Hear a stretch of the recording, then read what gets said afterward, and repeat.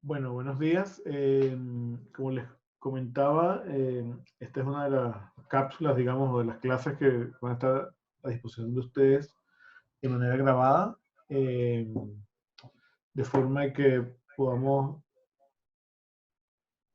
abarcar el contenido que nos va quedando como pendiente y también darles a ustedes mayor libertad de organización del tiempo, ¿ya?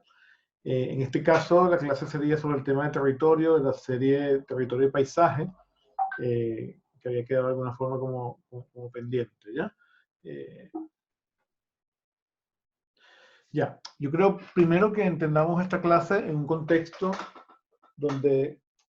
la fotografía se aproxima al territorio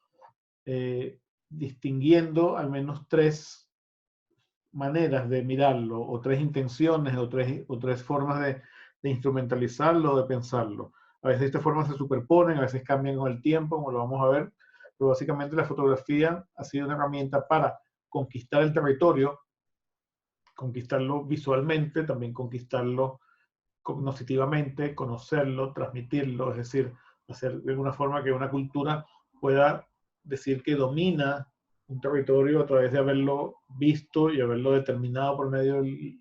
registro fotográfico. Por lo tanto, también la fotografía ha servido para conocer el territorio. Ese conocimiento de alguna forma permite esa conquista y ese conocimiento también es una materia concreta que se puede compartir con otros. Y por último, la fotografía también ha permitido y sigue permitiendo contemplar el territorio, contemplarlo en un sentido de mirarlo quizás con una perspectiva menos instrumental como la conquista o el conocimiento y más con una perspectiva estética. A veces, como les comentaba, estas categorías cambian, se desplazan de una a otra, pero básicamente tratemos de pensar siempre que hablamos del territorio fotografiado como la presencia de al menos de una de ellas. Esta es una fotografía de Carlton Watkins, lo vimos antes, la traigo para recordarles cómo, de alguna forma, la conquista material del territorio, por ejemplo, en este caso, a través de la expansión de los ferrocarriles hacia el oeste de los Estados Unidos, venía acompañada inevitablemente de un registro fotográfico de esta conquista. Es decir, Watkins era un fotógrafo que trabajaba, que era empleado de la Central Pacific Railroad y viajaba con las misiones que exploraban y que después construían como de una manera muy dificultosa, muy titánica, estas vías que básicamente estaban uniendo el este con el oeste de los Estados Unidos y permitiendo la colonización de ese oeste, la explotación de ese oeste, la sustitución poblacional en ese oeste, etc. Entonces Watkins era el fotógrafo, uno de los fotógrafos de este proceso, y él de alguna manera participaba en esa gesta de conquista de un territorio, que también era una conquista que implicaba una transformación material.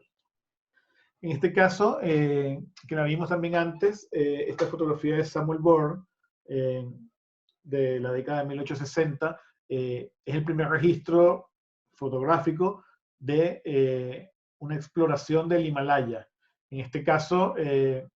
evidentemente, está el tema de la conquista, de dejar en evidencia algo que quizás antes había sido transitado por muchos, pero nunca había habido un registro fotográfico que diera fe de eso. De alguna forma la fotografía de nuevo también es un testimonio de ese proceso. Pero yo creo que en esta fotografía todos podemos estar de acuerdo que aparte del tema de la conquista material,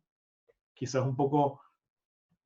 simbólica más que transformadora, porque realmente estas 7 personas es poco lo que pueden hacer con sus propias manos en este lugar. Hay también un conocimiento y una conquista cultural de un sitio que de alguna forma empieza a ser admirado y empieza a ser compartido. O sea, esta fotografía da testimonio de la pequeñez de estos 7 seres humanos, 8 si contamos al fotógrafo, en un paisaje o en un lugar realmente de condiciones extremas por su forma, por su temperatura, por su altura, por lo lejos que está, incluso lo lejos que, mucho más lejos que estaba en aquel momento. Aquí volvemos a Carlton Watkins y las primeras fotografías sobre el parque de Yosemite en los Estados Unidos, en California. Él fue fotógrafo, digamos, uno de los fotógrafos que primero fotografió este lugar y que de alguna forma produce una serie de fotos que empiezan a ser no solamente signo de esa conquista o de esta llegada del ojo mecánico al sitio y que permiten conocerlo y permiten también de alguna forma divulgarlo. Como yo les comentaba en otra oportunidad, estas fotografías de Watkins fueron uno de los instrumentos que se utilizó en la década de 1860 para declarar Yosemite Parque Nacional. Entonces, de alguna forma hay una asociación entre cómo la fotografía implica la llegada de la persona al sitio, pero también implica la divulgación, el conocimiento de este sitio, entre otras personas, de manera que esas otras personas puedan formarse un juicio y puedan emitir, por ejemplo, una opinión o una legislación o una transformación. Pero por otro lado, esto que vemos aquí, Watkins, aparte de ser fotógrafo explorador, vivía básicamente de vender fotografías a los turistas, como souvenirs, etc. Entonces, en esa manera también esta contemplación sobre el territorio tiene una carga estética y produce un artefacto cultural que de alguna forma se transmite y se intercambia. La llegada de la fotografía aérea permitió desde muy temprano obtener vistas nunca antes tenidas de los lugares. De alguna forma la fotografía actúa aquí como un instrumento de colonización visual, es decir, algo que antes no se podía mirar, yo a través de la fotografía lo puedo mirar de una manera distinta, de una manera, por ejemplo, que me permite comprenderlo mejor, entender cosas que no entendía, por ejemplo, la relación de las pirámides con lo que en ese momento eran estos campos y que seguramente, y lo que es como esta suerte como de poblado acá, seguramente asociado a la explotación turística temprana de las pirámides, como esto, por ejemplo, al día de hoy sabemos que es ya básicamente la ciudad del Cairo, que está ahí como limítrofe con este lugar, y nos da una serie de ideas de localización, de proximidad, de distancia, de dimensión, que son difíciles de obtener por medio de la fotografía a nivel del ojo, o más difíciles de obtener. O sea, la fotografía aérea siempre ha servido para dar una información objetiva de lo territorial, y esa información objetiva, pues, a veces puede cargarse con un significado estético, pero básicamente no es un instrumento de conquista sobre lo dimensional, sobre la particularidad, sobre las ocupaciones, sobre las distancias. Que es un poco lo que definitivamente ya en la Primera Guerra Mundial era como un hecho, el uso de la fotografía aérea, sobre todo la fotografía aérea cenital, es decir, tomada perpendicular al plano del suelo, sobre los territorios que estaban en conflicto, como lo es en esta fotografía, por ejemplo, del frente alemán, donde se ve varias cosas. A veces estas fotografías eran tomadas por los mismos aviones que lanzaban las bombas para, de alguna forma, sopesar el efecto que esas bombas habían causado o que esas bombas estaban causando, para poder después de alguna manera rendir cuenta ante la jefatura de que, bueno, aquí lanzamos las bombas y ahí explotó la bomba y suponemos que esto está destruido. También, obviamente, con una idea de reconocimiento para saber, por ejemplo, dónde estaban las trincheras, dónde habían sido los territorios más atacados, dónde eventualmente se podían ver concentraciones de tropas, elementos logísticos, etc. Entonces la fotografía aérea, evidentemente, aquí aplica como un elemento de conocimiento sobre un territorio. Entonces, ha sido inevitable, y lo mencionamos también alguna vez, que la fotografía es un instrumento para dar cuenta de la llegada a un sitio que es lejano, a un territorio desconocido, para describirlo y para hacerlo transmisible hacia otros, y eventualmente en esa transmisión se produce un hecho cultural cuando este documento de alguna forma trasciende su valor instrumental, su valor objetivo, y empieza a contener una serie de significados compartidos entre personas no especialistas. Es muy común, o fue muy común, con las misiones Apolo, obviamente el obtener buenas fotografías, y las fotografías de alguna forma se convertían en un objetivo de la misión, o sea, porque ellos daban cuenta de que esa misión había tenido lugar y tenían que ser unas fotografías buenas, de alta definición, etc. Llevaron cámaras de muy buena calidad, cada vez incluso mejor, y de alguna forma permitían, de nuevo, ese proceso de colonización visual, de mirar lo que antes nunca había sido visto. Esta fotografía, si no me equivoco, se llama el rising, que quiere decir algo así como que, así como uno dice el sun rising, que es cuando el sol aparece en el horizonte. Bueno, el rising, que sería amanecer, el rising sería la aparición de la Tierra en el horizonte de la Luna. Entonces es una visión nueva, de una forma abrumadora, quizás hasta sublime, que queda registrada a partir de la presencia del dispositivo fotográfico. Bueno, en este contexto, o recordando siempre esas esas posibilidades, la fotografía que permite conquistar, la fotografía que permite conocer, la fotografía que permite contemplar o que sirve después para contemplar. Vamos a ver como algunos ejemplos, ¿no? Timothy O'Sullivan fue un fotógrafo estadounidense que se hizo bastante conocido por sus fotografías de la Guerra Civil en la década de 1860, pero también fue un fotógrafo conocido por sus expediciones geológicas y de paisaje. Básicamente, como ustedes,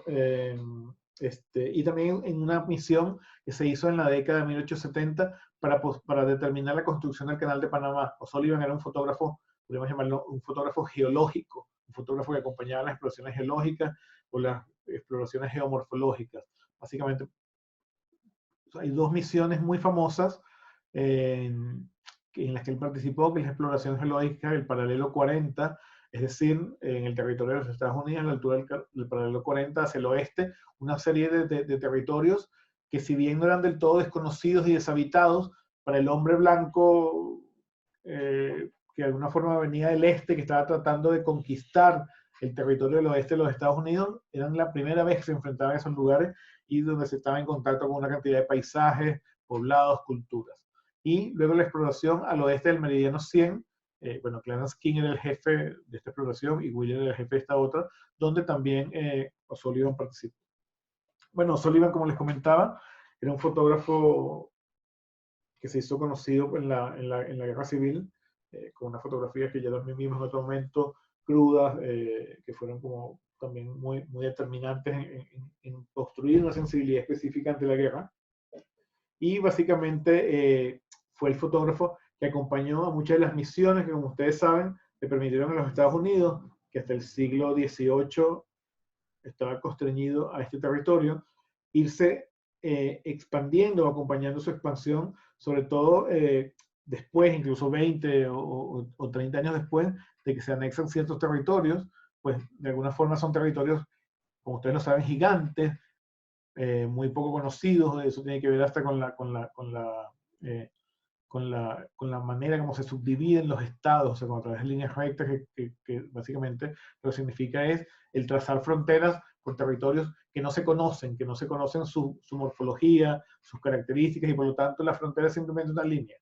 o porque son territorios muy poco caracterizados. Eso nos da un poco la idea de cuál es el territorio que Sullivan está como explorando o registrando a través de sus imágenes. Bueno, esto lo comentamos también en otra oportunidad. El hecho de realizar estas misiones fotográficas de alguna manera implicaba viajar el fotógrafo, la cámara y el laboratorio por territorios que no estaban preparados, ¿no? Y ellos mismos daban cuenta de esa suerte como de épica del transporte, o sea, a finales del siglo, o sea, en la segunda mitad del siglo XIX, el fotógrafo era el fotógrafo, su laboratorio sobre una carreta y sus caballos, o sea, no éramos nosotros con nuestro teléfono en el bolsillo. Entonces, de alguna forma, Sullivan nos presenta imágenes que tienen un sentido, una intención científica, geológica, pero que evidentemente empiezan a estar cargadas también de un sentido estético a través de los paisajes absolutamente vírgenes que están representando. Empieza a fotografiar lugares o formaciones que en ese momento eran prácticamente desconocidas, pero que después incluso se harían icónicas, como esta montaña en Nuevo México, o este monumento nacional en Arizona, que es bastante famoso, prácticamente un destino turístico hoy en día, y vemos la impresión que uno puede suponer de estas fotografías, técnicamente bastante razonables para la época, seguramente tomadas en negativo sobre placas de cristal, y que de alguna forma nos dan una visión de la forma, la textura, la geología, o sea, como una cantidad de información. Si se fijan, acá esto que está acá es un pequeño campamento, seguramente el campamento de los geólogos o de los exploradores, y bueno, evidentemente Sullivan se separa, se distancia para darnos una composición, porque en el fondo él decide que este es el encuadre, y es un encuadre clásico de paisaje, que ya en esa época se empiezan como a determinar, que él piensa o propone que es el que mejor va a describir el lugar. Este es otro lugar también, también en el mismo Parque Nacional del Cañón de Chelly en Arizona, que después fue bastante famoso, bastante conocido, un lugar hoy en día turístico, donde básicamente Sullivan lo que hace es dar cuenta de este pequeño poblado, de estas pequeñas casas y estas ruinas que están como, en este caso, construidas al interior como de esta caverna o esta hendidura en una enorme roca. El sentido científico o documental de la fotografía se entiende cuando, por ejemplo, cuando vemos que acá hay dos personas y el papel de esas dos personas por su tamaño evidentemente no era ser retratadas, sino dar cuenta de la dimensión de lo que se estaba fotografiando, de lo que se estaba registrando, poder dar una idea de escala. Y yo pienso que esta es una fotografía bien compuesta en un sentido clásico de paisaje, pero que no busca exacerbar la forma, sino dar como concentrarse en el registro de lo que se está viendo. Por ejemplo, si la comparamos con una imagen del mismo sitio de Ansel Adams, de la que se habla en el capítulo de paisaje, vamos a ver que la de Adams es mucho más explorativa formalmente y técnicamente, mucho más subjetiva, y el lugar es básicamente el mismo y el punto de vista prácticamente el mismo. O'Sullivan también daba cuenta de los habitantes de ese territorio, quienes eran las personas que preexistían. En ese momento estos habitantes estaban sometidos ya a una guerra de conquista, de desplazamiento, casi que de exterminio. O sea, ya estamos hablando que ya la expansión del territorio estadounidense se había dado. O'Sullivan y su misión viene un poco a dar cuenta de la geología, del paisaje y de las personas que van quedando una vez se dado esa conquista. Entonces, obviamente los pueblos originarios norteamericanos, incluso ya sometidos a un proceso de hibridación, de mezcla, por el paso del hombre blanco a través de su territorio y la conquista. En este tema quiero llamarla como la atención sobre esta foto de Sullivan, de esta población navaja, donde los vemos a ellos, obviamente, pueblos originarios por sus facciones, por sus rasgos étnicos, pero de alguna forma ataviados o vestidos con ropas, sombreros, accesorios que pertenecen digamos, a los occidentales o a las personas que desde el este de alguna forma los han conquistado. Y ellos se han mezclado, han conseguido un sentido práctico en la ropa, en los sombreros, en las armas también, en este caso las armas son tradicionales, pero también en las armas, ¿no? Comparado con este otro autor, que lo traigo como para contrastar, que es Edward Curtis. Edward Curtis es un fotógrafo que incluso un poco después, bueno, bastante después, en 1904, nos da una imagen totalmente distinta de los pueblos originarios norteamericanos. Esto es el Cañón de Chelly, los mismos sitios donde estábamos comentando antes, y vemos, bueno, esta imagen de estos indios, la imagen se llama Un grupo de navajos cruza el Cañón de Chelly, cabalgando plácidamente, o incluso imágenes como esta, como el jefe indio, y este jefe indio está vestido totalmente a su manera tradicional, digamos, con su gran sombrero de plumas, con sus chaquetas de cuero, con detalles indígenas. Sin embargo, se ve la culata del rifle, el caballo tomando agua. Pero a diferencia de las fotografías de Curtis, que parecen unas fotografías tomadas como a la pasada, casuales, de las fotografías de Sullivan, las fotografías de Curtis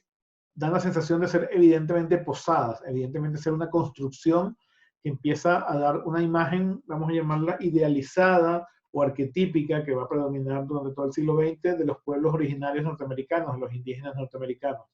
como en este caso, o en este otro caso del indio con el águila cazada, parado en la piedra, mirando hacia el horizonte. O sea, vemos aquí que la fotografía del territorio ya no es una fotografía que permite un conocimiento, vamos a llamarlo directo, de las cosas, sino una fotografía que empieza también a transformar las cosas, a construir imaginarios culturales, arquetipos, hasta clichés o lugares comunes sobre los territorios y sobre las personas que los habitan. Bueno, continuando entonces, nos movemos, vamos a Chile. de Austria a Chile, bueno, de Estados Unidos a Austria, después de Chile. Y vamos a revisar brevemente el trabajo de Martin Gusinde. Martin Gusinde era un sacerdote y etnólogo austríaco que se trasladó a la Tierra del Fuego, en el sur, a principios del siglo, bueno, en la segunda década del siglo XX, entre el 18 y el 24, y su interés era explorar unas culturas que estaban ya prácticamente extintas, que estaban ya prácticamente desaparecidas, las culturas de la Tierra del Fuego, lo que eran los Yaganes y los Selknam. Gusinde realizó registros fotográficos y fonográficos de esas culturas, que ya estaban muy diezmadas y amenazadas, y básicamente le interesó mucho registrar las ceremonias o los ritos iniciáticos que estas culturas hacían sobre sus jóvenes o sus adolescentes, que básicamente eran famosas oralmente, pero nunca habían sido fotografiadas o registradas. Cabe destacar que bueno, Gusinde, como era el caso de la... ¿Qué pasó? Ya, disculpe.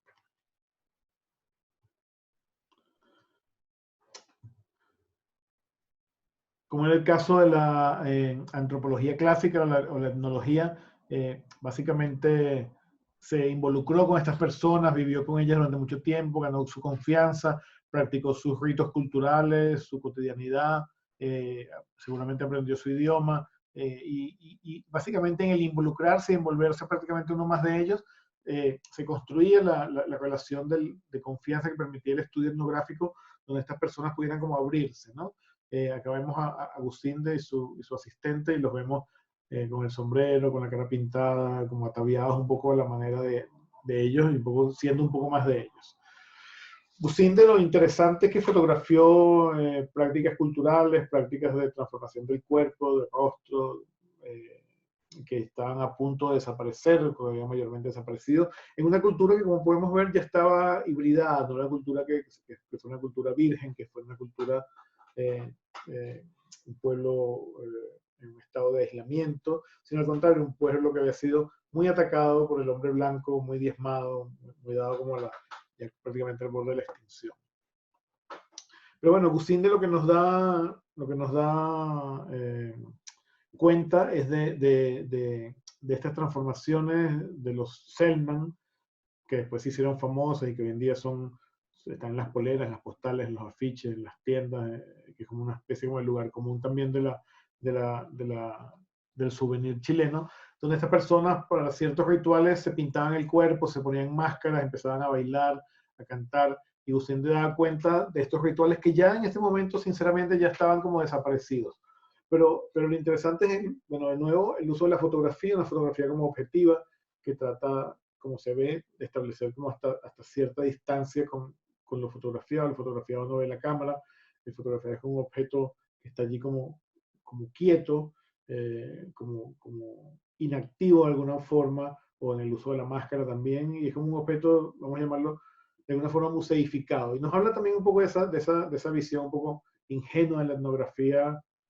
digamos, primera, que trataba como de ver al otro como desprovisto de su posibilidad de relacionarse con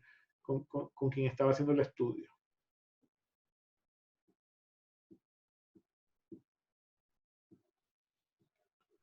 Obviamente, bueno, imágenes, como les digo, se han convertido en lugares comunes, todas estas cosas, eh, todas estas figuras pintadas, transformadas a través del vestuario, de los sombreros.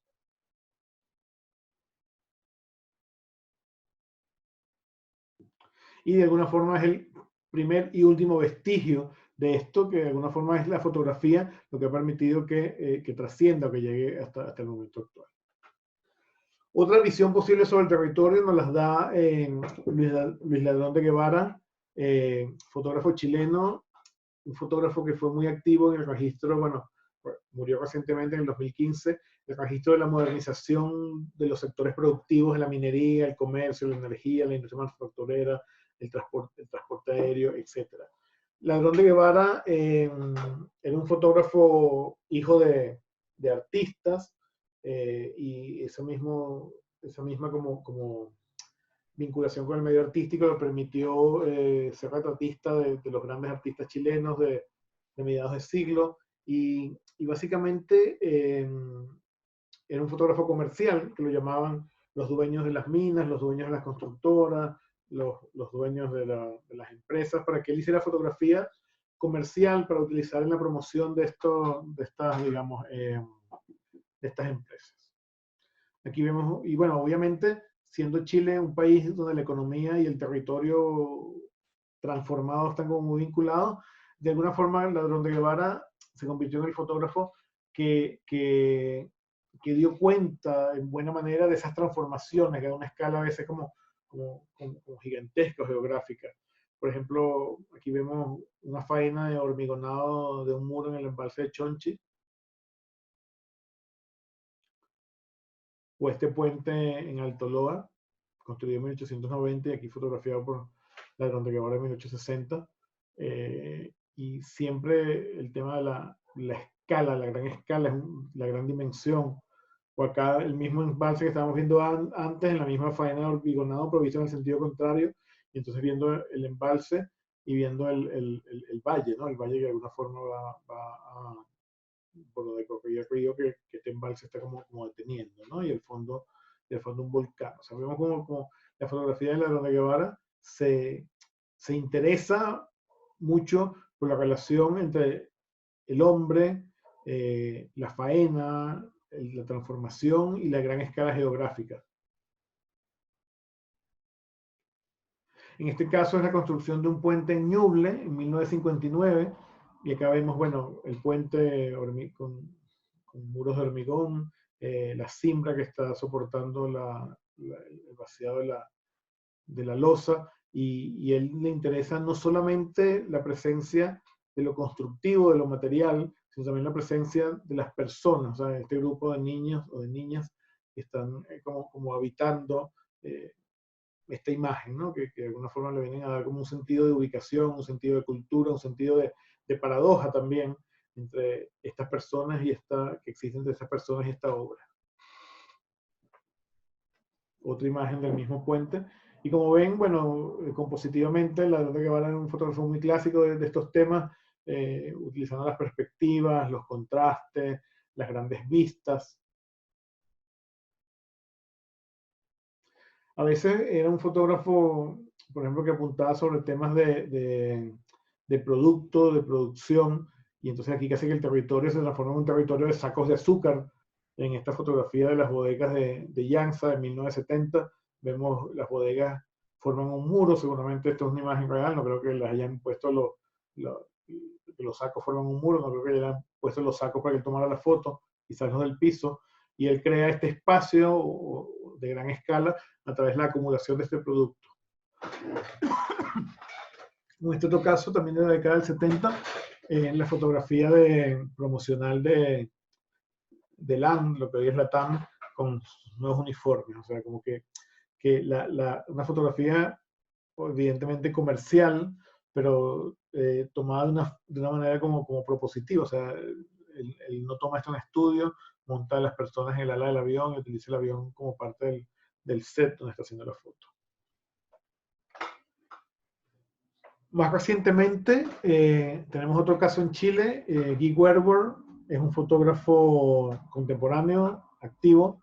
que era, si no me equivoco, era ingeniero agrónomo o ingeniero agrícola de formación, pero le gustaba mucho volar, y en ese gustarle volar le gustaba mucho hacer como fotografía aérea. Fotografía aérea en un principio, como ustedes saben, se hacía para, como veíamos al inicio de la clase, para registrar territorios y eventualmente con ese registrar territorios hacer mapas, hacer planos, hacer mediciones, hacer incluso por procesos técnicos muy sofisticados, hacer como topografías con un grado razonable de exactitud. Pero a Werber lo llamaban básicamente privados para que fotografiara su finca desde el cielo, para que fotografiara sus embalses, para que fotografiara su fábrica. Pero en algún momento llegó Google Earth y le quitó la pega. O sea, la fotografía aérea dejó de ser un tema técnico requerido por los privados, porque no es que se requiriera mucha dimensión exacta en nada de eso, y Google Earth sigue proporcionando gratuitamente estas imágenes. Entonces Werber migró hacia la fotografía aérea con un sentido de registro estético o subjetivo del territorio, de promoción, si se quiere, del territorio chileno. Werber también había hecho fotografía de arquitectura, fotografía comercial, promocional, etc. Entonces, se ha especializado mucho en fotografía aérea con fines de registro de paisajes, de registro de territorio para el mundo privado en un sentido estético. O sea, por ejemplo, este libro Chile desde el aire, una geografía humana, que es de donde vamos a ver algunas imágenes hoy, fue encargado por Entel para hacer un regalo de Navidad en el año 2017. Entonces, básicamente, Werber tomaba las fotos, hacía el proyecto completo, el proyecto editorial del libro y les entregaba el libro como un producto. Y ahí de alguna forma pudo ligar este gusto por la fotografía aérea con una actividad, digamos, como productiva. Pero lo que nos deja Werber a todos, en el fondo, es este tipo de registro. Yo pienso que es un registro muy claro, muy directo, muy poco, vamos a llamarlo, reflexivo en la toma. O sea, si nosotros comparamos esto con la fotografía de paisaje clásico, quizás el nivel técnico que Werber pretende es otro, pero sí le interesa como el problema del diálogo entre las imágenes. O sea, registrar, en este caso, en este libro, que era una geografía humana, la presencia humana en el territorio chileno, en los lugares donde esto nos diera como una imagen más de interés. Su interés es el registro directo de la imagen del territorio, porque nosotros podemos ser testigos de algo en lo que en condiciones normales no lo seríamos. De nuevo, la idea de contemplar un territorio, la idea de conocer un territorio, ¿no? Un territorio al cual no tendríamos acceso, o unas visiones de territorio que no tendríamos acceso en condiciones normales. Vemos este ejemplo. A veces esas imágenes tienen que ver más con un territorio natural, bueno, que está urbanizado de alguna forma, ocupado. A veces tienen que ver con las actividades humanas, como ciertas actividades humanas producen formalmente ciertos patrones o ciertos fenómenos que llaman nuestra atención.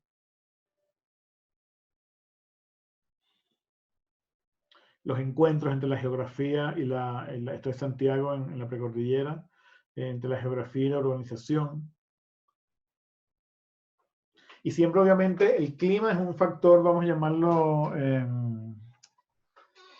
importante en la fotografía de Werber. Werber, hace 2 años lo tuvimos invitado en el curso para que explicara su trabajo y nunca sabíamos si iba a poder venir porque dependía de si había sol o no había sol en no sé dónde al sur que tenía que hacer una foto. O sea, si no había sol y no podía hacer las fotos, entonces él venía al curso. Si había sol, pues tenía que ir a montarse en su avión y hacer el trabajo. Bueno, su avión sí, porque en el fondo él no era el piloto, pero sí el fotógrafo. El Valle del Elqui, del cual nosotros podemos tener una noción, efectivamente,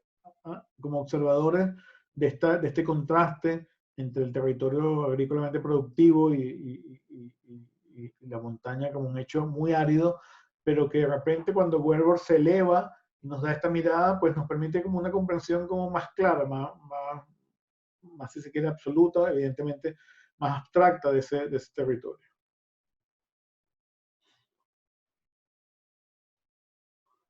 Por ejemplo, en estas plantas de explotación de litio, vemos como el territorio transformado como un sistema de conducción, o sea, la pista aérea y luego una serie como de vasos comunicantes o una serie de superficies de agua donde está produciendo un proceso industrial, que el conocimiento que nos da Werber no es un conocimiento técnico, no nos explica,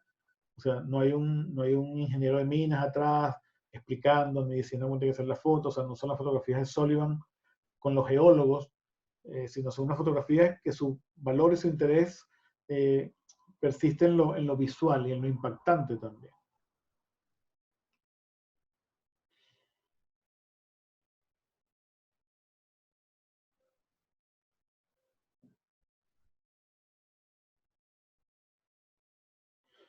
Lo interesante es que este tipo de fotografía de muy buena calidad nos da pie a entender situaciones realmente extremas de los modos de ocupación, de urbanización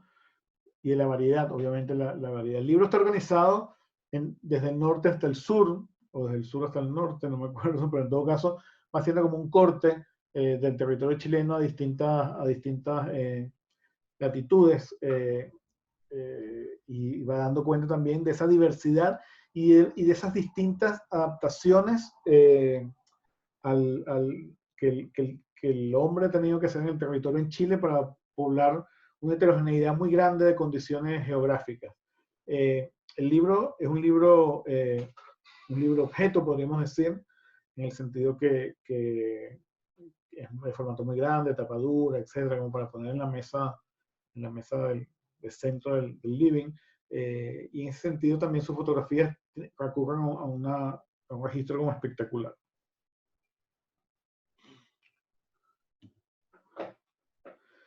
En otro sentido, otro fotógrafo chileno nos presenta, y de nuevo yo aquí donde empiezo a apuntar a la heterogeneidad muy grande que tiene como el territorio como posibilidad de exploración, nos presenta la serie Alto Hospicio, donde básicamente en Alto Hospicio, al norte de Chile, él se va a un basural y toma los trajes típicos de las fiestas nortinas, se los coloca a unos modelos y hace que estos modelos posen disfrazados, ataviados con su mejor vestimenta de fiesta en estos basurales. Y obviamente Chof está haciendo digamos, una operación conceptualista de confrontar el basural, que es una condición, o sea, el basural, casi que el estigma del Alto Hospicio como un lugar de basurales, como un lugar descuidado, como un lugar marginal, con esta imagen como casi que icónica, turística, profundamente híbrida y sincrética de la cultura nortina, que de alguna forma en Chile también como que ocupa un margen, no es como tan central. Entonces, como que nos da dos ideas del margen, dos ideas del territorio remoto, la idea del margen sucio, cochino, descuidado, sin interés, y la idea del margen también como un lugar de mezcla, un lugar de encuentros, un lugar de confrontación y de hibridación cultural. La serie se llama Los Coros Menores.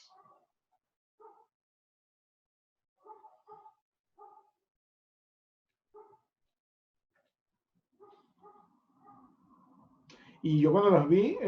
me recordaban un poco también estos monitos japoneses de los años 70, así como donde los monstruos eran como una especie como de peluches gigantes que peleaban contra Ultraman.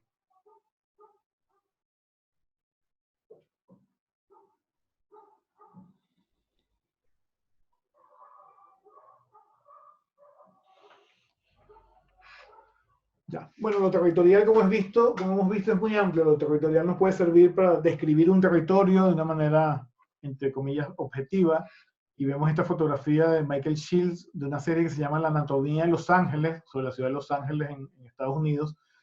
donde evidentemente podemos ver que es una fotografía muy distinta a la de Werber. Michael Shields no nos quiere mostrar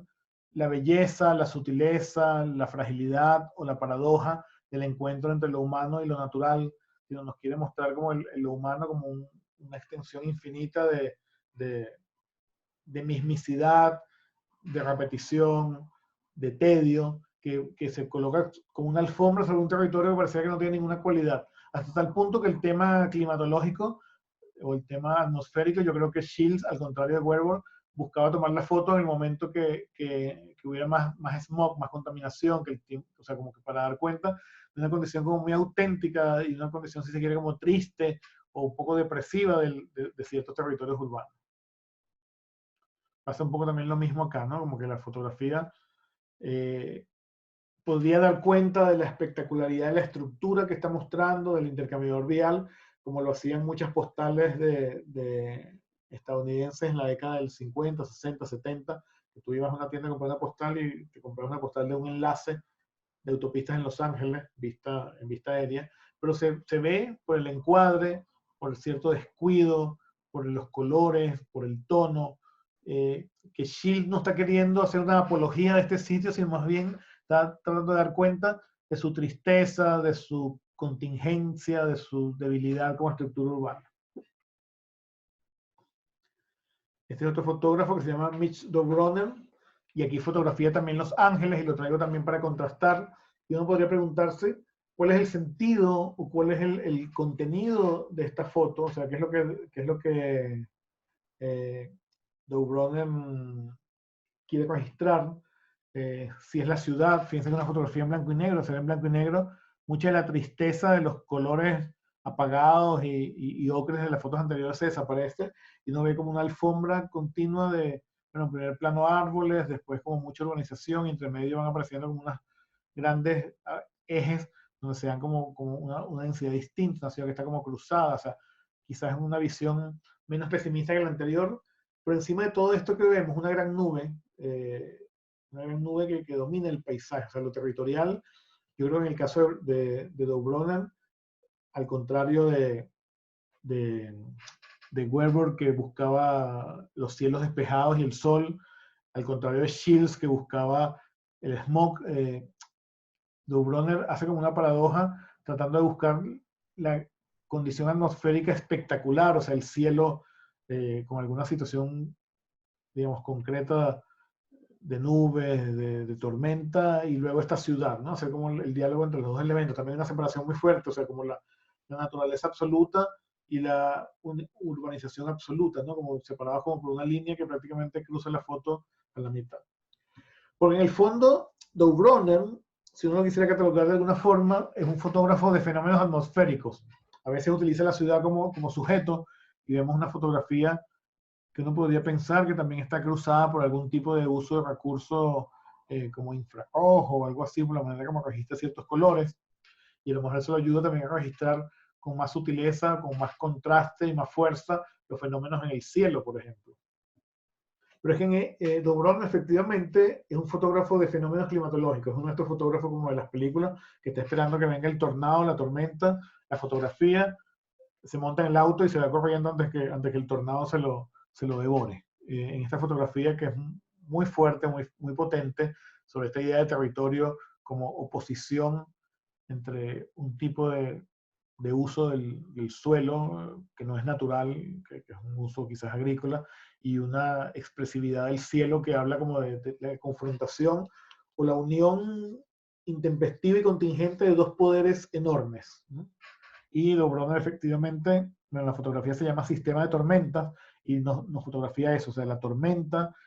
eléctrica, la tormenta de la nube, de la lluvia, etcétera, como azotando un territorio. Es una tormenta que está en una distancia mediata, o sea,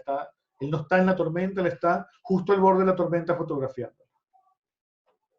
Y de nuevo vemos aquí otra manera de lo territorial, como por ejemplo la fotografía del territorio nos permite contemplar un hecho que es frágil, es efímero, es etéreo, pero que también forma parte de cómo se organiza el territorio. Bueno, yo creo que el otro, o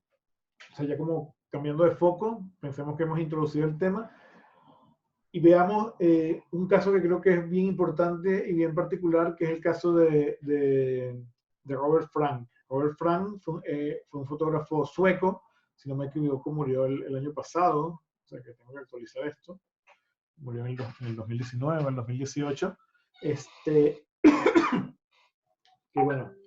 vivían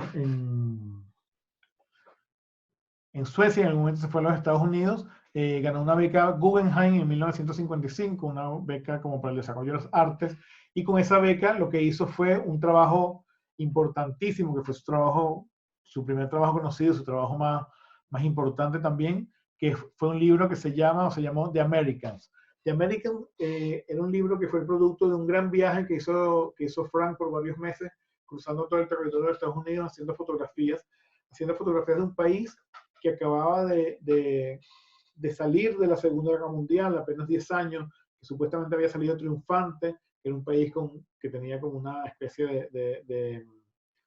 sentimiento patriótico muy grande, un ego enorme por haber liderado el triunfo de los aliados en la Segunda Guerra Mundial, y que en el fondo Frank se encuentra con un país como si quisiéramos decir, como muy distinto, muy diferente a ese país idealizado por el triunfo de la guerra. Bueno, habla un poco del trabajo del fotógrafo. Frank tomó 28.000 fotografías, se hizo 28.000 tomas, es decir, algo así como 900 rollitos de estos de 36 fotos blanco y negro, y seleccionaron 83 para el libro.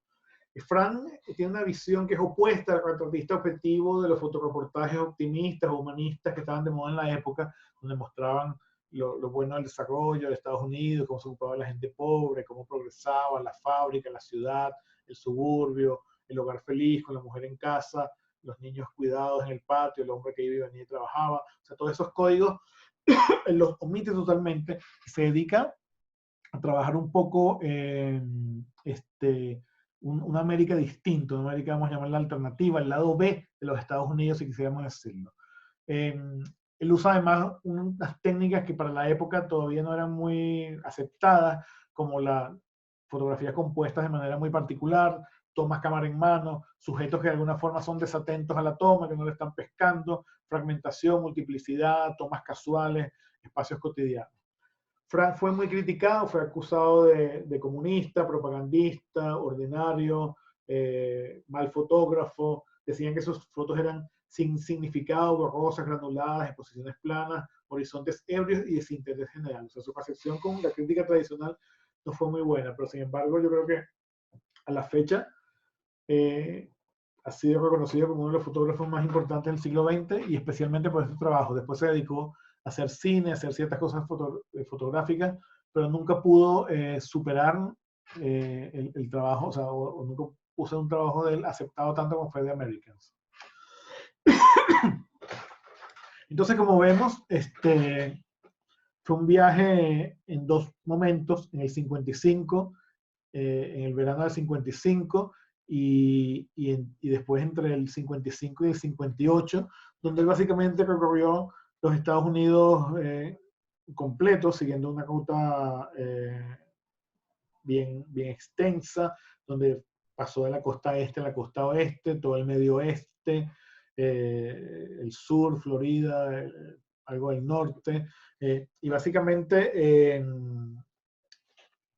esa ruta montó su trabajo, y por eso hablamos de esta fotografía también como una fotografía del territorio, que como lo vamos a ver, es una fotografía del territorio humano, más que una fotografía del territorio físico, espacial, geográfico, o del relieve, o de la forma de los sitios. Yo creo que la fotografía territorial, como nos adelantaba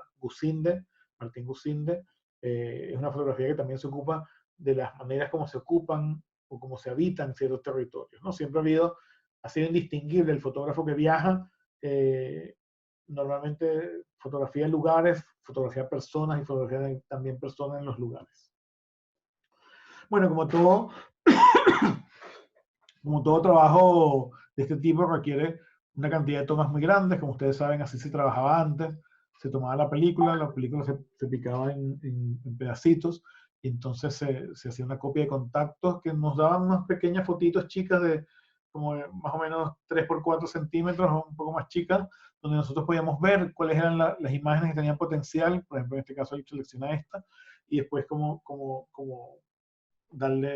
hacer una mejor copia, eventualmente seleccionarla por publicación, etc. Este fue el libro de Robert Frank. Esta es una imagen de su primera edición de American, fotografías de Robert Frank, que no era americano, era suizo. Introducción de Jack Kerouac, como ustedes saben, un escritor estadounidense,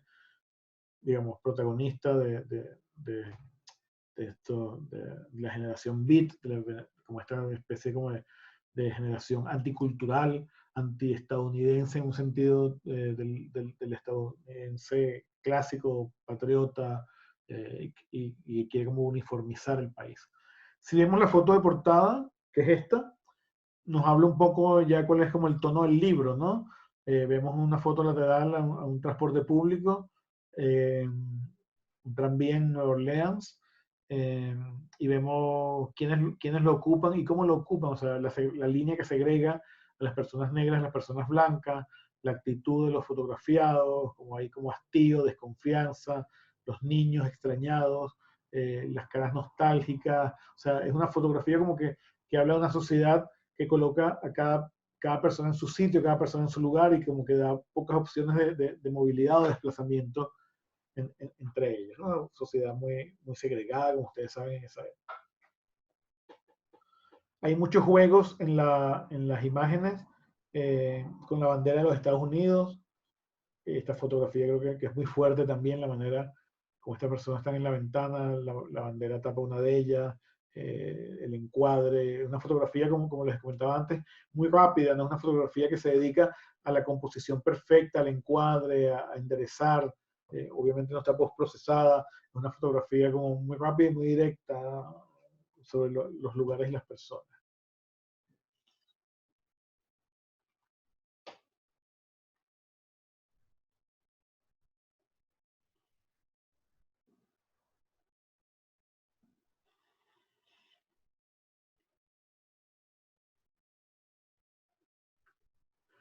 En este caso, fíjense que se rompen como leyes básicas de la fotografía, como que se supone que si ella es la protagonista de la foto, que es una actriz de Hollywood que está haciendo fotografía en los exteriores de un teatro donde hay un estreno, ella está como desenfocada, perdida, no está mirando la cámara, ella simplemente es como un obstáculo y el interés de la imagen se va directamente a las personas que están atrás, ¿no? A las personas que salen en foco. Es una imagen que yo creo que es muy interesante y entiendo perfectamente que haya podido ser muy mal recibida en su momento.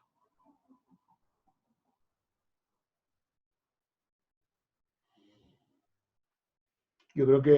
bueno, Frank, un mago del encuadre dentro del encuadre. Si vemos esta imagen, evidentemente este es el sujeto principal que está como en un segundo plano, está, podríamos decir, medianamente enfocado. El fondo está muy desenfocado y luego están estos dos sujetos un poco más desenfocados que él, pero que se convierten como en manchas, como estas espaldas y sus cabezas encuadran al sujeto, por ejemplo,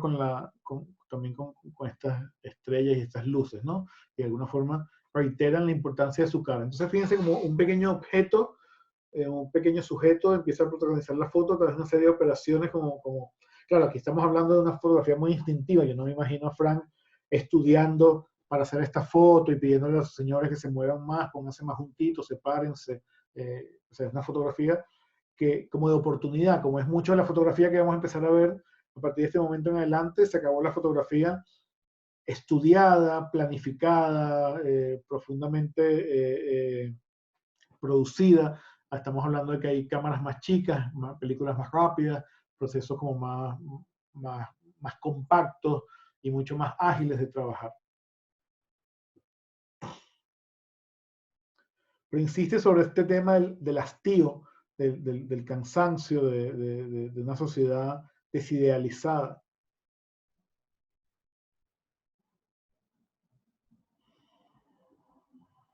¿Cuáles son los lugares comunes y los objetos comunes que empiezan a poblar los espacios?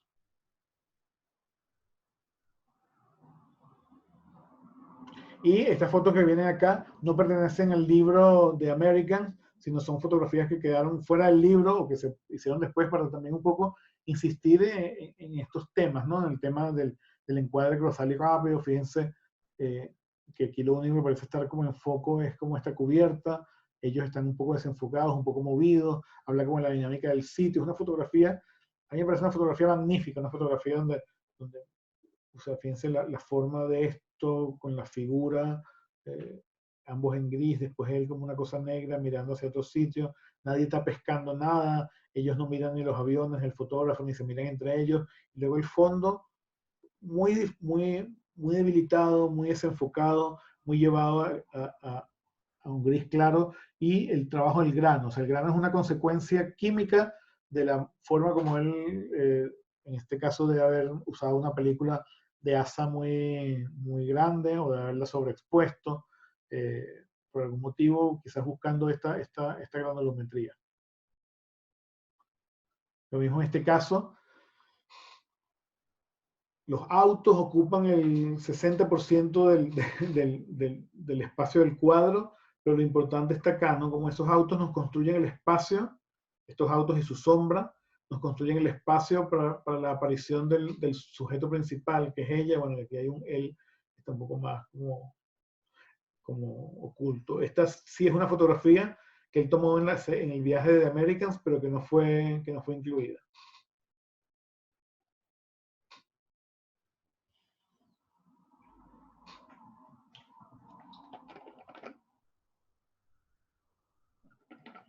Aquí nos habla de muchas cosas, de la contingencia nacional, la gran noticia, el espacio del descanso, la actitud de la niña con la bandera, como jugando, corriendo, ella está desnuda también, o sea, hay una especie como de libertad. O sea, este objeto se convierte más en un objeto como de ejercicio de la libertad y no como de simbolización como de una unidad, ¿no? Yo creo que eso es importante. Robert Frank se entendía con el derecho de captar esta profunda crítica a lo norteamericano que en ese momento estaba tratando de instituirse como con mucha fuerza. Bueno, el otro autor que me parece súper importante que conozcan es Josef Kudelka. Josef Kudelka es un fotógrafo aún vivo, nacido en Checoslovaquia en 1938. Es difícil de decir si Kudelka es un documentalista, un fotógrafo artístico, un periodista, como difícil de catalogar, pero tiene una obra sumamente extensa y que siempre gira alrededor de este tema del territorio, su propio movimiento a través del territorio y los hechos físicos, culturales o humanos que él va como encontrando en ese movimiento, en unas escalas y unas condiciones como muy distintas. Es una obra sumamente diversa que va desde fotografía de territorios industriales, pueblos originarios o pueblos locales, ciudades, eventos periodísticos importantes, sus propios viajes. Igualmente su trabajo básicamente se ha establecido en Europa, por donde se ha movido durante ya casi 50 años. Kudelka de alguna forma también tiene bueno, él se forma como ingeniero, pero prácticamente apenas está empezando a estudiar, se interesa en la fotografía. Tiene un trabajo que se inicia con fotografía de teatro y por lo tanto su fotografía inicial está muy caracterizada por este tema de la fotografía de teatro, donde las altas luces y los negros profundos, los contrastes, la parte como la construcción del cuadro como una especie de elemento gráfico de mucho impacto visual, lo influyó mucho. Su estilo es geométrico, formal y directo. En 1967 realiza una serie sobre los gitanos en Rumania y en Checoslovaquia, los pueblos gitanos establecidos en sus territorios como originarios, por llamarlo así. Y en 1968 Kudelka realiza unas importantes fotos sobre la invasión de la Unión Soviética a Checoslovaquia. De alguna forma una ocupación que está como tratando de castigar a Checoslovaquia, que estaba tratando siendo un país del Pacto de Varsovia, comunista, estaba tratando de promover ciertas reformas que se habían llamado la Primavera de Praga, y de alguna manera los soviéticos lo invaden, aplastan esto e imponen el orden, digamos, el orden de la cortina de hierro de nuevo. Kudelka pertenece a la agencia Magnum, una importantísima agencia, de la que no hemos hablado todavía, de fotógrafos, vamos a llamarlo independientes, que son negociados a través de la agencia para ser contratados o adquirir sus fotos, y que reúne a la élite fotográfica del documentalismo y el fotoperiodismo, por llamarlo mundial. Es importante, bueno, destacar que en esta ocasión donde Kudelka hace las fotografías de la invasión rusa a Praga, que son este es un ejemplo. Kudelka hace unas fotos muy cercanas, muy expuestas y muy importantes sobre este fenómeno, y obviamente estaba sujeto a ser castigado, a ser reprimido, a ser puesto preso por esta situación, y por lo tanto sus fotos circulan de manera anónima en ese momento. Él toma las películas, las copias, se las entrega a un amigo, este amigo las saca de Checoslovaquia, y las fotos fueron publicadas, muy publicadas, y simplemente se le ponía PP, que era fotógrafo, o sea, Prague Photographer, o fotógrafo de Praga, y no se ponía su crédito, porque si se ponía su crédito, de alguna forma él estaba expuesto a peligro. Entonces sus fotografías estaban publicadas por el mundo entero y nadie sabía que eran de él. Después de esto, de todas maneras, Kudelka huye de Checoslovaquia, sale de Checoslovaquia y empieza una vida, vamos a llamarla, sin rumbo, sin destino, sin lugar fijo, donde él va en una suerte como de nómada, desplazándose por toda Europa, pasando unos días acá, otros días allá, y siempre haciendo fotografías. Entonces, las anécdotas de, bueno, ya Kudelka como una persona ya mayor, Kudelka llegaba a Magnum con una mochila, con unos pantalones y una camisa totalmente roídas, destruidas, y dejaba sus rollos de película y se iba de nuevo a seguir con esta especie como de periplo eterno. O sea, se alojaba 2 o 3 días en el departamento de Cartier-Bresson y seguía su viaje. Kudelka siempre ha estado interesado en los temas de la contingencia, del momento, en los procesos políticos asociados al territorio, asociados a las culturas. A mí me parece que esta fotografía es como muy interesante porque si bien no coincide con la fecha, porque en realidad es una fotografía tomada en el momento que se está filmando una película sobre este tema, sí nos habla como de un proceso político que ocurrió en Europa a finales de los años 80 y principios de los 90, que fue el derrumbe de los regímenes comunistas asociados a la Unión Soviética. Entonces, esta foto nos muestra una gran barcaza donde hay una estatua de Lenin desarmada, desmontada, que está siendo como transportada, que se lo están llevando de Rumania, quién sabe para dónde. Entonces yo creo que Kudelka es como muy atento a este tipo de simbolismo, un fotógrafo con una gran complejidad formal, grandes contenidos simbólicos, un gran interés por lo marginal, por lo extraño, por las personas necesitadas. Son fotógrafos que reúne como todas las características épicas de los fotógrafos del siglo XX. Esta es otra imagen de él, con una suerte como de territorio en transformación. Y aquí vemos, todas estas fotografías son relativamente recientes, son de los años 90, las traigo como introducción, pero nos habla también de un gusto último que ha tenido Kudelka por el formato panorámico que es muy complicado de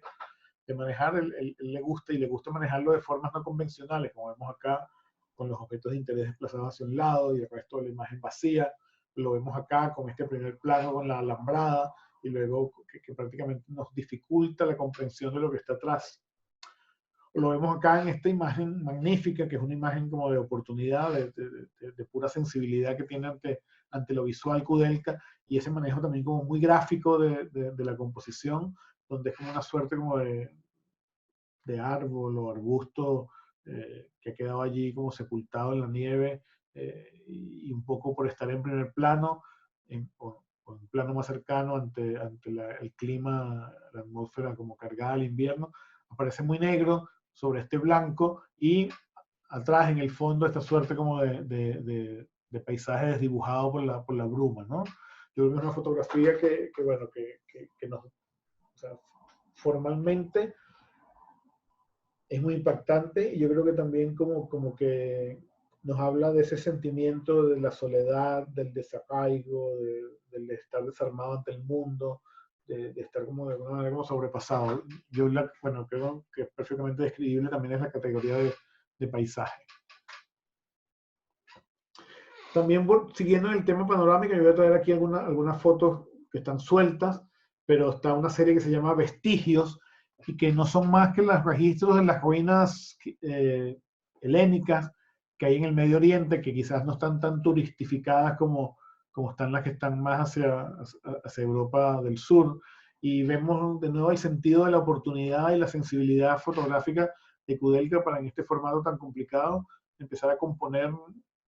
con vestigios justamente con esto, una imagen con un manejo muy potente del espacio negativo,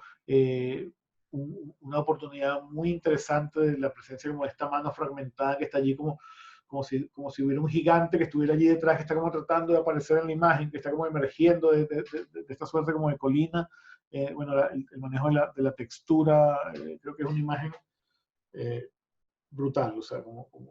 y además esa sensibilidad también de crear la serie, llamar Vestigios a una serie de fotos como esta, o sea, de nuevo, otra ruina helénica, en este caso el contraste entre los fragmentos o los trozos de las columnas, junto con otras piedras que están ahí simplemente caídos en el piso, y el paisaje, y la manera como capta la luz, como capta la textura. Creo que hay que, o sea, de nuevo, otra fotografía espectacular.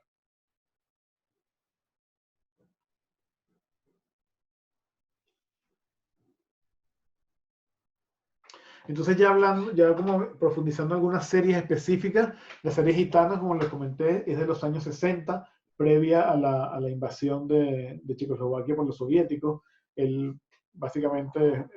es un profesional que obtiene permisos en esa época y en ese contexto político era necesario para viajar por distintos países de Europa del Este, registrando los pueblos gitanos. Como ustedes saben,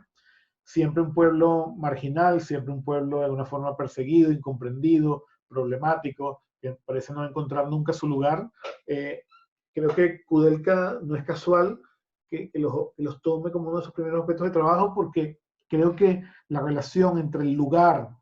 y la persona, o entre el lugar y el territorio, en todo el trabajo de Kudelka es como fundamental. Hasta si recordamos la foto esta de la mano del gigante, es como un gigante tratando de buscar de nuevo su lugar, porque ha sido derruido. Hasta estos gitanos, que de alguna forma viven su vida a su pinta, tratan de no ser molestados, son estigmatizados, también obviamente tienen problemas a veces de comportamiento, de integración social, de comprensión de las legislaciones vigentes. O sea, es una especie como de pueblo sin patria, el cual quiere vivir a su pinta, moviéndose por todos los otros lugares que tienen distintas normas, distintas instituciones, etc. Entonces creo que este es un reportaje muy grande, es un libro importantísimo que se llama Gitano, y bueno, yo traigo obviamente una pequeña selección. Pero esa relación entre los sujetos y sus lugares tanto en el encuadre, ¿no? Y sus lugares tanto en el territorio también, que por eso lo traigo a colación en este momento. Y Kudelka no es para nada un purista, al contrario, él es un fotógrafo con mucho desapego a la supuesta perfección formal, y lo vemos en el encuadre, que está lleno como de cosas que podrían no estar. Él simplemente aprovecha la oportunidad, está como medio, no sabemos si lo que está torcido es la cabaña, lo que está torcido es el horizonte, pero hay una fuerza de reiterar un cuadro que parece como no resuelto. Después hay un segundo encuadre que viene dado por la cabaña, que encuadra estas dos figuras, y después un tercer encuadre que viene dado por la ventana, que encuadra a esta niña que está acá. La cultura gitana, muy asociada a lo callejero, muy asociada a la fiesta, muy asociada a la música.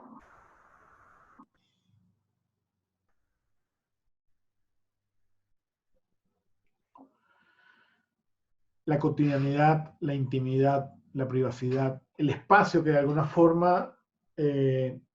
este, gana Kudelka en estos lugares. O sea, se ve que se gana la confianza de las personas. O sea, Kudelka se convirtió en un nómada como ellos, se puso a acercarse a ellos, a vivir con ellos. Si recordamos a Lucinde, que lo vimos antes, Lucinde, por más que se pintara la cara y se pusiera el sombrerito, siempre parecía un extranjero, porque quizás era tanto lo que se quería mimetizar que quería salir en la foto. Kudelka no, Kudelka nunca se pone detrás, nunca se pone delante de la cámara, nunca sale en la foto,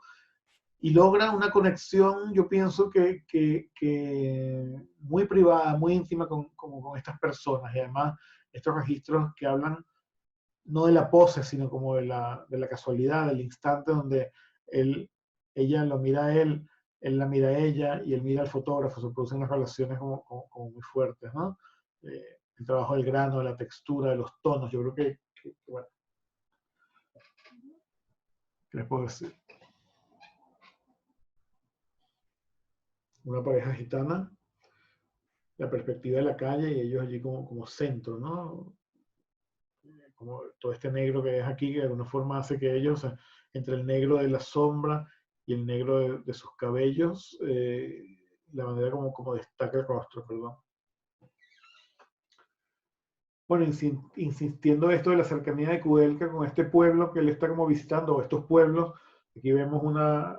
suerte como de fotografía biográfica. Vemos a este señor en su cama, ya mayor,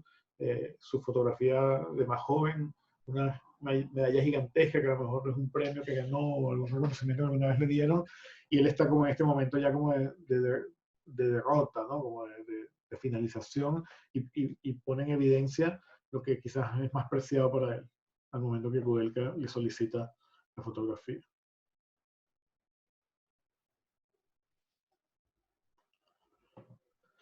De nuevo, y a todas las escalas, los sujetos en un campo, en un territorio, ¿no? Los sujetos como en un contexto, nunca los sujetos como unos hechos aislados, sino siempre enmarcados, siempre localizados, ¿no? Y de nuevo las referencias, o sea, el niño, el padre, el otro niño, la madre, hay una serie como de diálogos, ¿no? La manera como se colocan, como ella se separa. Fíjense el centro de la foto, el centro está asediado por las figuras, pero no está ocupado. La proporción entre el campo y las figuras, la iluminación, una iluminación lateral que nos da a este personaje prácticamente como mitad luz y mitad sombra, y ella menos extrema, pero también como muy contrastada.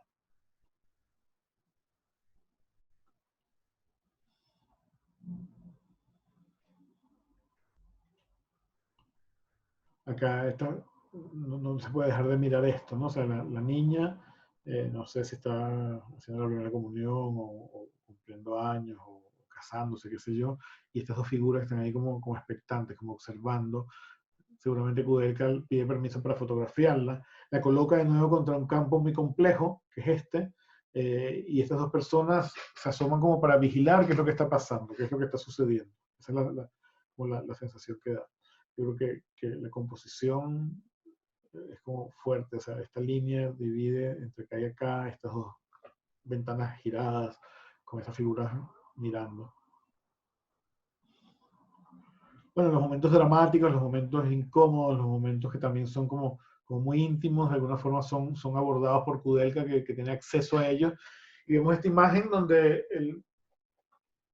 manejo entre el blanco y el negro es realmente conseguido. O sea, esta joven muerta, vestida de blanco, en un féretro con estos textiles blancos, formando como una suerte como como una suerte como de ventana, componiendo como esta franja blanca, y luego las personas vestidas de negro, ¿no? Como el luto, lo luctuoso que forman como estas sombras como laterales, y como se forma este espacio rodeado como por estos baluartes o estos muros negros. Y vemos una fotografía llena como de detalles también, una fotografía que habla como de una casualidad, de un momento como muy complejo. Todos los niños, o casi todos los niños, están como pendientes del fotógrafo, más que lo que está sucediendo.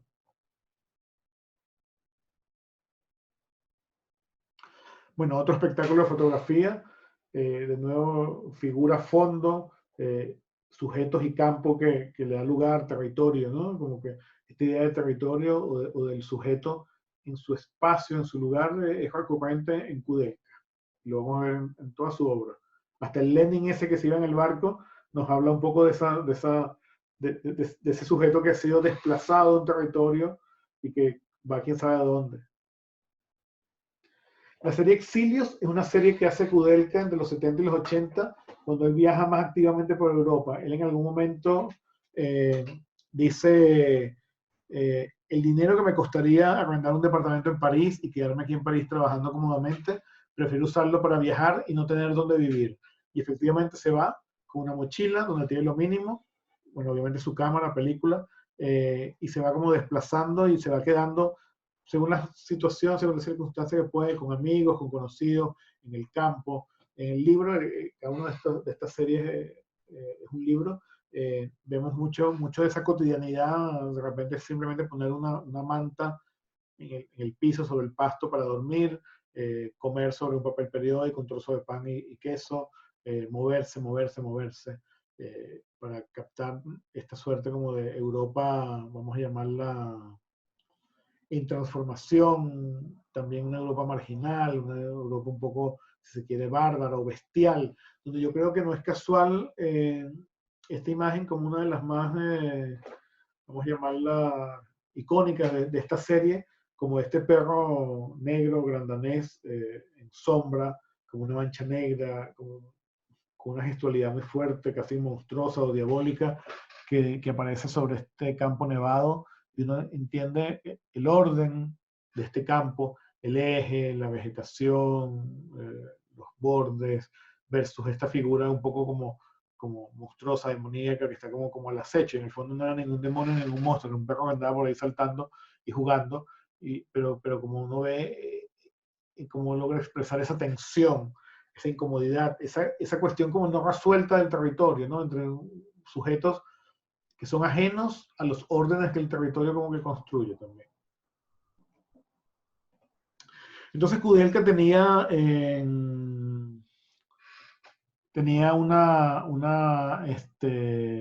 unos mapas que están aquí reproducidos en el libro, donde iba marcando prácticamente cuál era su itinerario, cómo se había movido, lo que había visto, lo que había fotografiado, y nos da una idea como la complejidad del viaje, ¿no? Una época donde además no existía Google Maps, Google Earth, Waze, WhatsApp, Booking, ninguna de estas cuestiones, es simplemente iba como moviéndose, iba como guiándose un poco y también dejando constancia, como vemos en un mapa que tiene una cantidad de anotaciones asombrosas, ¿no? Si lo ven, o sea, casi que cada uno de esos territorios fue visitado y de alguna manera fue fotografiado por él. La cantidad de anotaciones es grandísima, ¿no? O sea, hay como lugares gastados de tanto tocarlos. Dice Nochera, sábado y Pascua, bla, bla, bla, o sea, como una suerte como de bitácora. ¿Mm? Yo no tengo idea cuánto, bueno, podemos comparar este viaje con el viaje de Robert Frank. El viaje de Robert Frank era mucho más directo, mucho más predeterminado. Quizás el viaje de Kudelka es mucho más desarmado, pero en cualquier caso yo creo que lo que nos habla es de esa obsesión por recorrerlo todo y fotografiarlo todo. En el caso de Kudelka quizás es más grande que la de Frank. Frank era más directo en su idea, en lo que él escogía, de lo que tomaba, quería ser crítico, no se creía el cuento de los gringos, de que ellos eran una sociedad feliz, una sociedad triunfante. Yo creo que Kudelka es más ambiguo, Kudelka se mueve como en lo misterioso, se registra como esa incomodidad permanente entre el hombre y su espacio, pero sin tener unos mensajes como tan categóricos. Bueno, como les decía, esta era como la cotidianidad del viaje, ¿no? O sea, donde me agarraba el hambre, ponía un trozo de periódico, sacaba un poco de queso, un poco de pan, un poco de leche, un cuchillo y una fruta y comía, y para adelante nomás. Las imágenes de Kudelka de este viaje son impresionantes en el sentido de su fuerza, de su simbolismo. Acá vemos en España, en Barcelona, estos sujetos como marginales,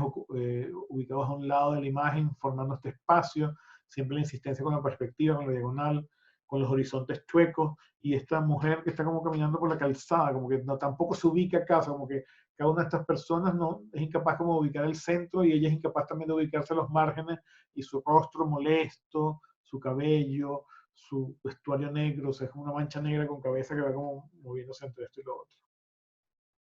Bueno, a veces el humor también, o la paradoja, o el cinismo aparecen, ¿no? Y son fotografías, literalmente fotografías de viaje, que él se va encontrando con situaciones que a veces comprende y a veces no comprende.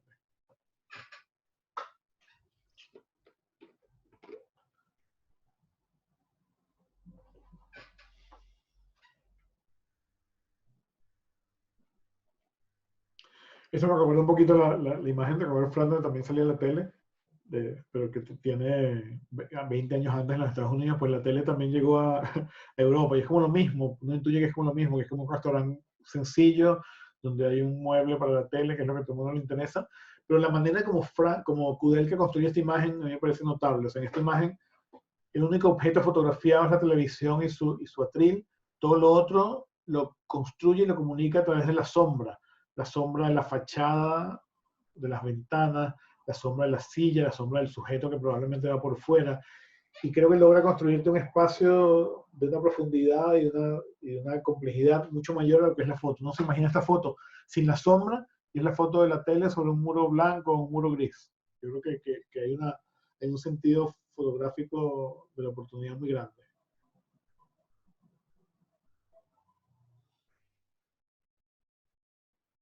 Pero luego, el libro también a medida que avanza va como proponiendo imágenes más abstractas, menos concretas, menos descriptibles. Y aquí vemos, por ejemplo, esta imagen, esto es en Basilea, de una calle, un muro ciego y una sombra como muy potente que produce como este trazado o esta distinción entre el gris medio y el negro casi absoluto, ¿no? Bueno, como coloca las cosas en distintos planos. Fíjense acá esta mancha, qué importante es. Esta mancha es el producto de una casualidad o de un hecho fortuito, como la acumulación ahí de una basura, de hojas secas, yo no lo sé, que rompen de repente la condición negra. Miren la complejidad de la forma de esta sombra, ¿no? Entre este piso y este muro. Y esta otra tan importante, tan simbólica, tan dada a la idea del viaje, a lo que dejamos atrás, es una fotografía desde la popa de un barco, viendo la estela que el barco va como dejando, pero la fotografía está movida, o el sujeto fotografiado está movido porque es el mar, es el agua, un poco sacudida por el movimiento de este barco, que sale movida, seguramente en una posición relativamente alta, no sé, quizás un quinto de segundo, un octavo, luego el horizonte ligeramente torcido y un adiós, es una fotografía como de una despedida también, difusa, desarmada. Bueno, y para terminar, yo creo que Kudelka y Frank, que son los dos últimos autores que vimos, para mí son como digamos, un deber ser de comprender la fotografía del territorio y las personas y de la fotografía como el viaje a través del territorio. Hay otras muchas ejemplos. Yo creo que también cuando pasamos a la fotografía de paisaje, que ya lo pudieron ver, se abre la posibilidad de interpretación. Pero quisiera terminar con esta fotógrafa francesa, Sophie Christel-Huber, que básicamente es una fotógrafa de guerra. Su sujeto de interés es la guerra contemporánea, las guerras sobre todo en el Medio Oriente, en el Líbano, en Irak. Y ha fotografiado conflictos armados como la guerra del Líbano, Armenia, la guerra del Golfo y la guerra de Irak, entre los años 80 y los años 2000. Bueno, para uno es obvio, la fotografía de guerra nos va a dar cuenta de los territorios devastados, de los territorios detenidos, de los territorios como desarmados. Pero Christel-Huber va un poco más allá de esto, que es una fotografía como de paisaje, o como documental de un sitio, y nos va a empezar como a transmitir una idea como de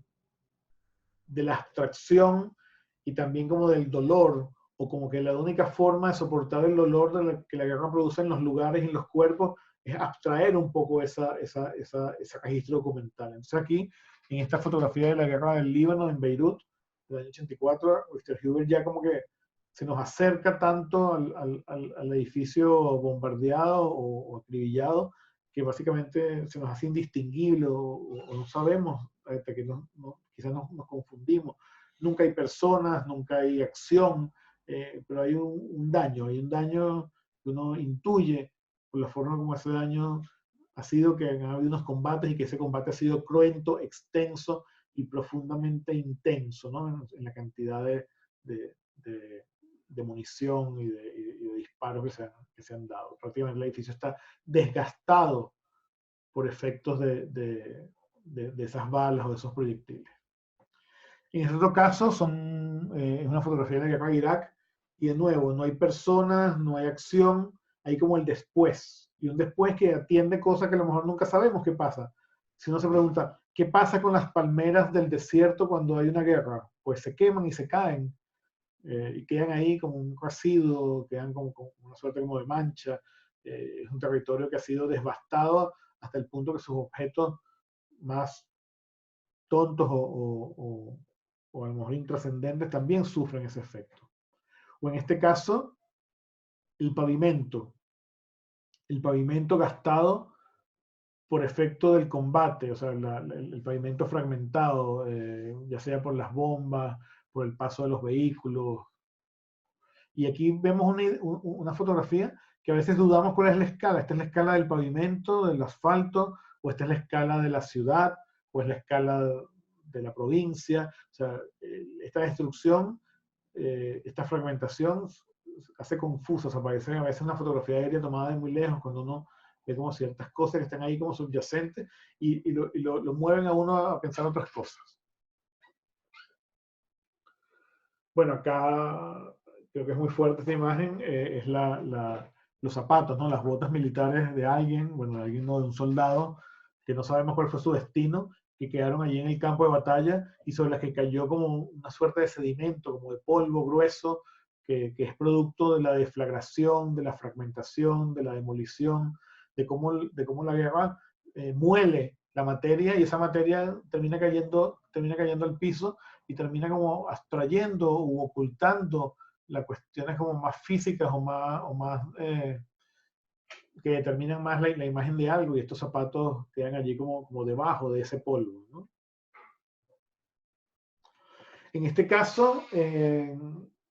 bueno, lo vimos antes al principio, hablamos de la fotografía aérea en la guerra y aquí Raster Huber nos lleva al cielo a ver las trincheras, ¿no? Que todavía, en este caso 70, 75 años después, se siguen usando como estrategia de defensa, de movimiento, de control sobre un territorio. Y las trincheras, uno las entiende en esta perspectiva como unos trazos, ¿no? Como unas marcas. Hay un territorio que es el desierto, están como las trincheras quizás de una guerra anterior, y luego sobre ese territorio aparecen unas nuevas trincheras, o sea, como ese territorio en transformación, en adaptación, que lo marcas, que lo modificas, que le abres hoyos, que le abres surcos para que pueda ser puesto a la acción. En este caso, o en este caso incluso con mucha más fuerza, casi que parece una gráfica, o sea, una obra gráfica, un grabado, y efectivamente es el producto de unas marcas que se dejan en el territorio para organizarlo. Y entonces traemos esta última imagen de ella y no podemos dejar de asociar la cicatriz que este hombre tiene, que ha sido sometido a una operación para curarlo de una enfermedad que es producto de la guerra o de una herida y que de alguna forma nos deviene o denota una relación con estas marcas, con estas trincheras. Yo creo que aquí en esta última serie, o sea, en esta serie, Raster Huber complementa e introduce el sujeto que no aparece en ninguna de sus otras fotos, nunca hay nadie, salvo las botas, lo introduce a través de estas marcas, producto de la guerra, porque no son sobre el territorio físico extenso, sino sobre el territorio corporal, ¿no? Y uno ve una cosa hecha muy a la mala, muy apurado, muy a la emergencia, y vemos la marca y vemos también unos puntos, y no podemos dejar de asociarlo con esas marcas en las trincheras sobre el territorio.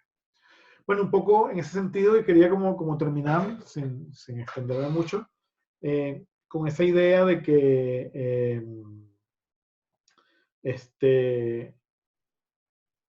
entendemos el territorio no solamente como una extensión física, no solamente como un hecho científico que hay que dar a conocer o como un territorio que hay que conquistar, que sin embargo está presente la idea del conocimiento y la idea de la conquista, incluso en la fotografía de Raster Huber, sino también como un territorio que está